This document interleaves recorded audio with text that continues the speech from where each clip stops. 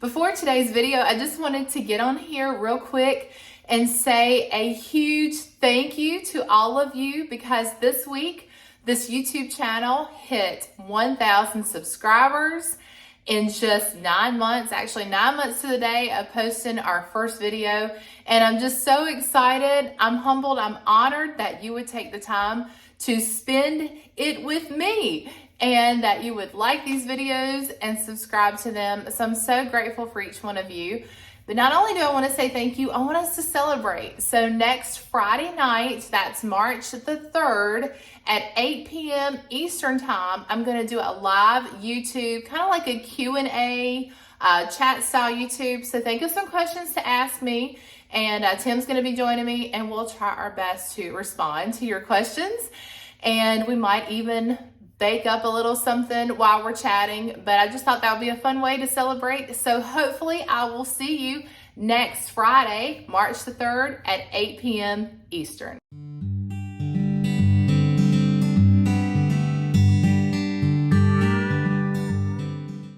Welcome back to Simply Home and Harvest. We are on our way to get baby chicks. We actually didn't think this was going to happen for another couple of weeks. Sorry, Annette, the camera's bumping there. Alex is super excited, if you can tell. The place we get our chicks from got the variety in that we were looking to get today. So we took a little road trip, had to travel about 45 minutes away to get them. And so we are on our way to get our little chicks. And we're hoping to we wanted to get Rhode Island Reds and Barred Rocks because if you've kept up with us, oh, by the way, if you're new here, we already have 5 chickens that we've been raising and are now laying eggs, but we started out with 8. And so we had a Barred Rock and we had a red in the mix, but sadly we lost them. The red was sick when we got her, and she didn't make it maybe like 2 or 3 days. And then the Barred Rock was one of 2 chickens that was attacked by a hawk and killed. The Barred Rock was actually attacked and left, and then the hawk took off with another one of the chickens. So we suffered some tragedy in our chicken farming, but we wanted to go ahead and increase our flock by a little bit. And so we knew we had room for about 5 more. So we were looking to get either 4 or 5. And we're going back and forth. Tim says 4. He said it's so close. I'm kind of like, I don't know. I really think 4 is a better idea, but I'm kind of leaning toward 5 because we have suffered loss in the past. So that gives us a little bit of cushion. Alex is saying 5. So, and then I like 5 because we already have 5, and then we would just introduce 5 more in, and I feel like they would be an even number because I know there's an adjustment period when you're introducing your chickens to an existing flock. So we've got a lot that we've got to figure out, but the most important thing was the timing of it all because we're at, this is mid-February. What's today's date? The 17th? Mm-hmm. Today is February 17th. And we knew we've got a timeline we're trying to follow so that we can take a family trip in the latter part of the spring. And we know that the chickens normally can't go outside till about 8 weeks. So I think it's 8 weeks. I think it was 8 weeks for our last ones. So we're trying to get, yeah, they get too big for the box, that's right. So we're trying, they're brooder. So we're trying to get, trying to make sure that we have enough time to raise them before, you know, and then get them adjusted to the outside before we leave for our trip and leave them in the hands of someone else that will be taking care of them. So, and in the presence of their elders. Right. And then adjusting them to the other chickens that we don't know how they're going to receive them, the new ones. So it's a lot to figure out. We are probably overthinking it a little bit, and I'm sure that a lot of you have already experienced this where you've had to add new chickens into your existing flock. I know you know, there's an adjustment period and they'll be okay. So I'll try to take you along in here and let you see our process of getting the chicks. And then of course we'll take you on this journey of raising them and what our brooder setup looks like. And it's gonna be fun. We've already done this one time, so I'm not nearly as nervous as I was before. But I do know what's coming. And having them inside is not my favorite part. And it's not Ella's favorite part either. But you like playing with them. But I do like, I think they're really sweet. I enjoy watching them grow up and how they change every day. But there's a little bit of a smell, which we figured it out in the end. Well, they're separated from our house. So it actually is just in the unfinished part of our basement is where the smell is contained. But it's not terrible. And last time we realized that if we put some air fresheners and stuff down there, and that helped.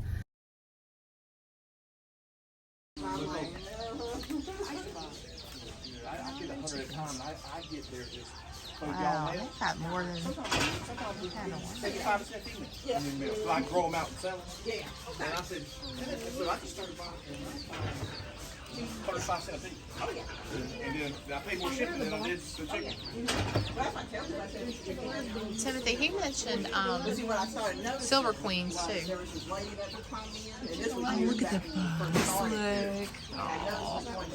There's a chicken.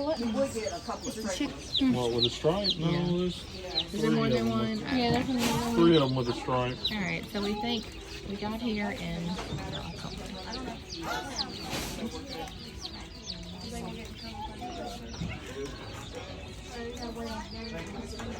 For hours. Yeah. We're going in with somebody else because we didn't want to get sick. So how many do you want? Just 5 total there. 5 total? Okay. Yeah, and do 5 in the other box And then too. 5 in the other box. Okay, so let me do 1, 2, wholesale, 1, 3, 4, 5. Okay. And I'll put this one right here. So this. She gets them so easy. Look what I'm taking out the window. Hey, Luca. It's like Build-A-Bear. They look like they're doing really good though. Like they're not gonna be sick, which is good. Baby girl, hey baby girl. We don't have any of it left.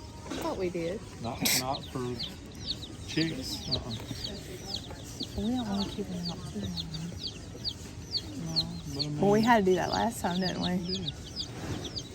Of course, it wasn't the heat of the summer. That's why I said it's going to be a warmer ride back. I can put my jacket around them. Do y'all hear that sound? I hope that's happy chirping. Well, we came for reds. And what else are we going to get? We're going to get Rhode Island reds, and I can't remember what I told you earlier. Orpingtons, maybe the Sapphire Gem. They were sold out of reds. They were sold out of the lavender Orpingtons. They were sold out of the... No, they had the gems, but they were males. You they had the male. That's tell right. them what you wanted. No, they told me pullets on a lot of the different ones. But anyway, they were sold out of the leghorns. Or no, they only had the male leghorns. She only got males. That's right. So we came home with as close as we could get to the reds, and we were told by several people there and by the workers that the Isa Browns were the most comparable to the reds, and they were great egg layers and a good hearty chicken. So we got 3 Isa Browns, and then we got 2 Starlight Green Eggers. So that's going to be exciting because we want good egg layers and hearty chickens first and foremost. It's a bonus if they're friendly. But then I also thought it would be nice to have other colors of eggs besides the brown, which I'm not picky on that. I just think it would be very photogenic to have some extra colors in there. So that's what we're coming home with. We're praying that they will do well for us and make the road trip home. We actually got some for a friend too who's going to meet us at the house to get theirs. So exciting. Here we go again.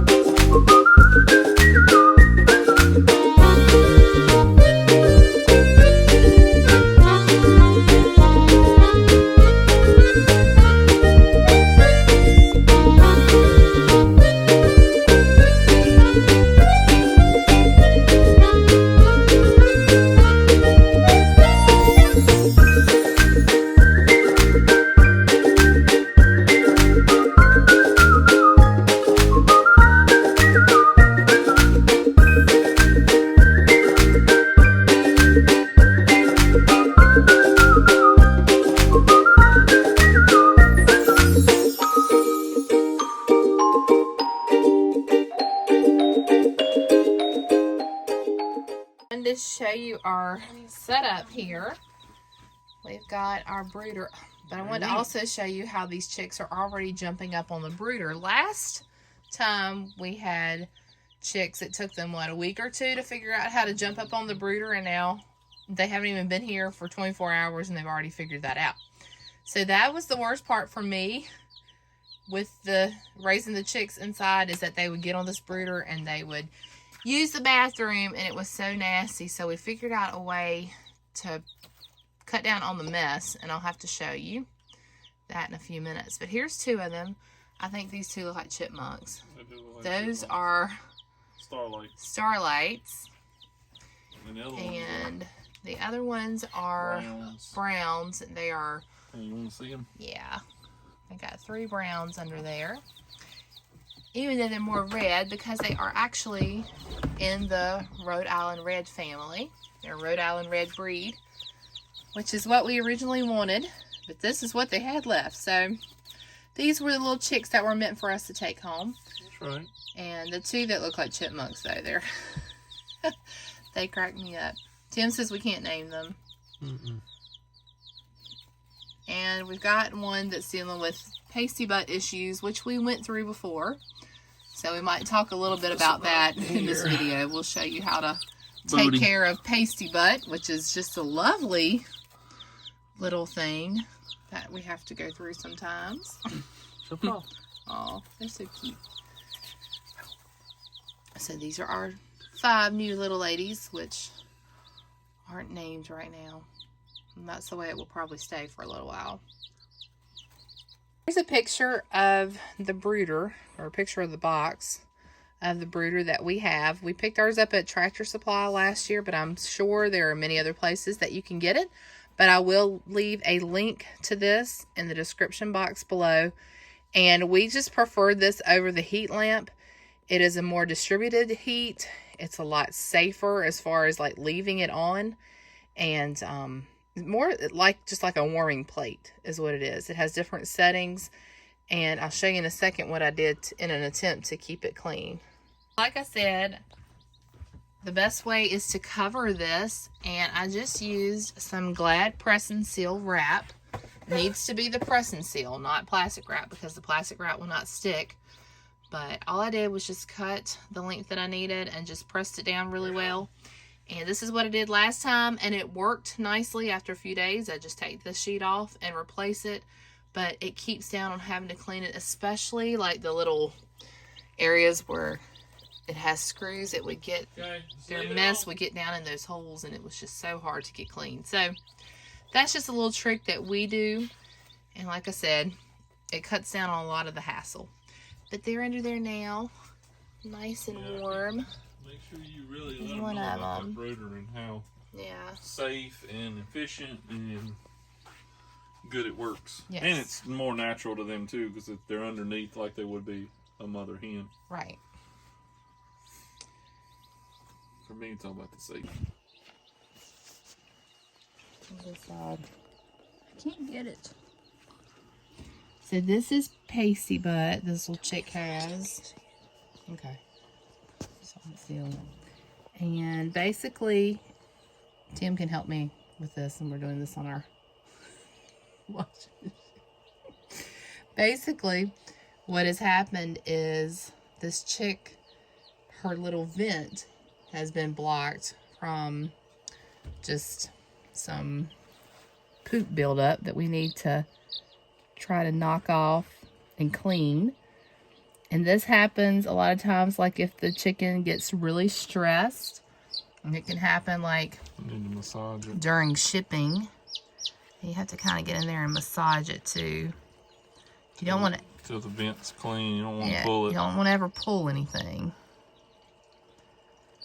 And it's not a fun job. It's a rather dirty job, but it could be fatal if it's left untreated. So we want to make sure she's all right.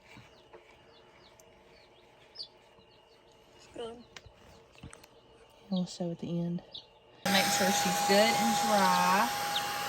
So we're just going to use our hair dryer on low.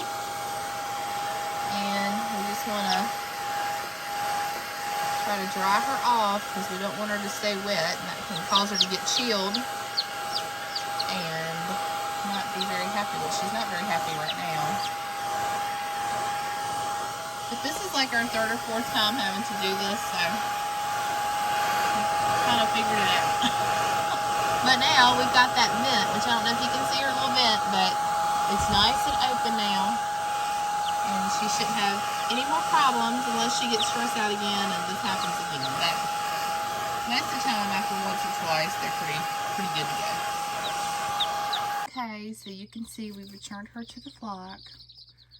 And she's good now. But they are kind of sniffing around at her because she's still slightly damp. I didn't talk about this before, but this is just a black, like, utility tote that we picked up at, I think we got this at Rural King the first time.